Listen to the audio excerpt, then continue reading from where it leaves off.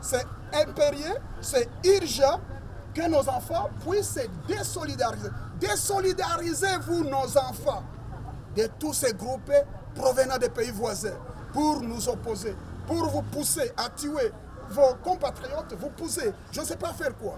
Nous sommes tous Congolais, nous, encore des surcroît, des êtres humains avec une même dignité, avec l'égalité de notre dignité.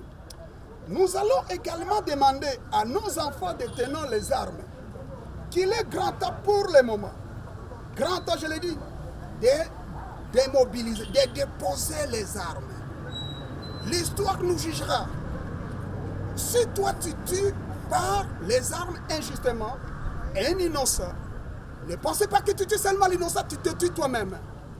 Tu tues l'histoire, l'estime de ta famille, l'estime, je ne sais pas, de ton devenir, de ta descendance. Il est grand temps pour le moment de déposer les armes, beaucoup plus que, d'autant plus que l'armée, les FARDC sont présentement prêts, l'armée est prête à recevoir tout le monde sans distinction aucune. Et encore, l'armée voudrait que vous puissiez tous, vous mettre tous à contribution dans la recherche de la paix. Autre élément que nous avions pu en fait découvrir, c'est que ces conflits là-bas servent les intérêts des politiciens. Les intérêts des politiciens, ça veut dire quoi? Les politiciens sont en train de se nourrir de cela. Il y a des politiciens qui ne se retrouveraient pas dans des institutions s'il n'y a pas ces conflits dans cette entité là-bas. Alors, il y a des tueurs de ficelles. Pour se tailler des positionnements politiques, et là, c'est ce qui se passe là. Et ce sont les mêmes politiciens, malheureusement, qui accusent l'armée. Malheureusement, les politiciens qui accusent le conflit, avec peut-être des discours incendiaires, et maintenant, ils reviennent chercher maintenant un bouc émissaire, et le bouc émissaire le plus facile, c'est l'armée. Et c'est pour cela que nous voulons même mettre en garde le politicien se réclamant du Sud Kivu. Il y a des gens qui se réclament des notables du Sud Kivu. Nous leur demandons d'être sincères, de ne pas chercher quelque chose et c'est au contraire. D'être sincères dans la quête de la paix. Et la paix doit se rechercher sur les bases authentiques, les bases justes, les bases équitables. Ainsi, le comité voudrait également demander à toutes les communautés de pouvoir placer leur confiance dans l'armée, les FARDC. Les FARDC ne sont pas des maïmaï. Je vois toutes les communautés accuser les FARDC. Les maïmaï accusent les FARDC de pactiser avec les Ngomino. Et aussi d'autres communautés. Les Banyamulenge également accusent les FARDC également de faire des alliances avec les maïmaï. D'après le constat de notre délégation qui s'était déployée sur tous les hauts plateaux, nous nous sommes rendus compte que l'armée fait son travail. Nonobstant, elle n'a déplaise à ceux qui accusent injustement l'armée, mais l'armée fait ce qu'elle pourra faire. Seulement, l'armée a intégré une approche de grande importance, une approche double.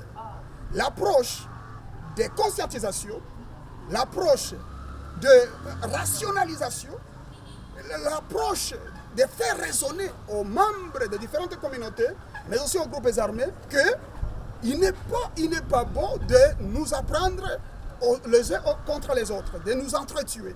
J'ai été en train d'échanger avec les communautés, les représentants de ces communautés. Il les a appelés à sensibiliser leurs frères pour qu'ils déposent les armes et laisser les aventures qui sont très difficiles. Il a dit que après cette étape de sensibilisation, donc si les membres des communautés vont sensibiliser leurs frères, ceux qui ne vont pas comprendre, ceux qui ne vont pas se rendre, écoutez, l'armée va imposer la paix. Pour ces armées de la République démocratique du Congo, nous travaillons sous le drapeau national. Nous ne pouvons pas appuyer une communauté, nous travaillons sous le drapeau national et c'est là pour l'intérêt de toute la population congolaise.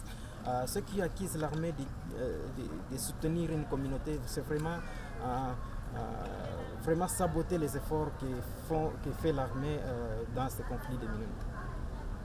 Ils doivent avoir confiance à l'armée. Nous avons pour mission de les sécuriser et nous ferons tout pour traquer tous ceux-là qui détiennent illégalement les armes jusque dans leur dernier retranchement. Mbwe se trouve dans la forêt et le problème est que nous avons affaire à un conflit là où les enfants, les autochtones sont mêlés. Donc Nous avons affaire à un problème, les enfants, les autochtones, les originaires, ils savent mieux le terrain plus que l'armée et c'est là où ça complique un peu.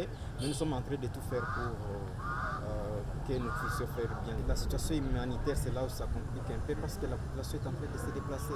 Il y a certaines personnes qui prennent la route de Bouvira, certaines personnes qui prennent la route de Mwenga. Donc c'est vraiment catastrophe. Il n'y a pas des écoles, il n'y a pas de marchés. Donc tout est aux arrêts à Minembwe, sauf au centre où nous sommes en train de tout faire pour sécuriser les gens qui viennent des fins fonds de la forêt. Les communautaires, les combats imposés par les groupes armés qui n'ont pas qualité de prendre les armes et sécuriser leurs frères. Ils n'ont pas cette mission de prendre les armes, c'est seulement les FARDC qui doivent avoir les armes en main.